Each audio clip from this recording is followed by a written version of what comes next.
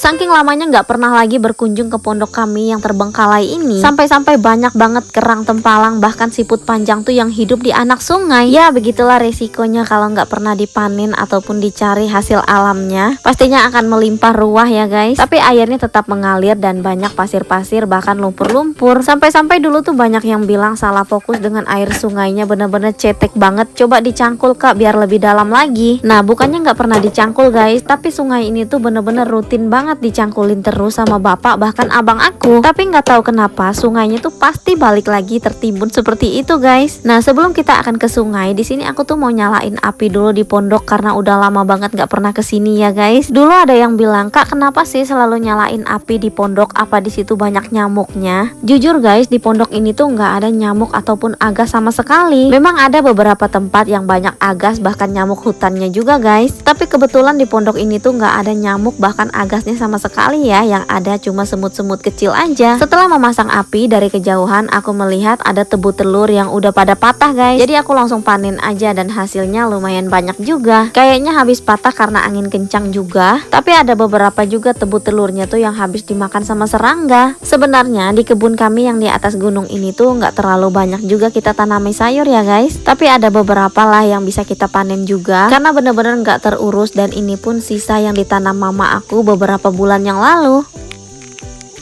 Tebu telur ini tuh enak banget kalau kita tumis bahkan dicampur dengan sayur-sayuran lainnya guys. Kebetulan juga aku tuh ada dapat terong asam satu dan pohonnya udah mati. Karena buahnya cuma satu, rencananya aku mau jadiin sambal terong aja. Lanjut, ini aku mau ke sungai mau mengambil air. Pokoknya kalau udah ke sungai aku tuh senang banget guys. Meski air sungainya bener-bener cetek banget, tapi di dalamnya lumayan banyak juga hewan-hewan yang hidup. Aku teringat masa kecil dimana aku tuh dulu suka nyariin udang yang ada di balik batunya. Nah jadi sungai yang ada di belakang pondok ini airnya emang gak terlalu banyak dan gak terlalu deras juga ya guys. Cuman kalau kita mengikuti aliran airnya, ada beberapa tempat juga yang airnya lumayan dalam. Pokoknya kalau udah ke pondok kurang aja rasanya kalau kita tuh gak masak-masak kan guys. Kebetulan ada kerang tempalang, jadi mau kita masak aja.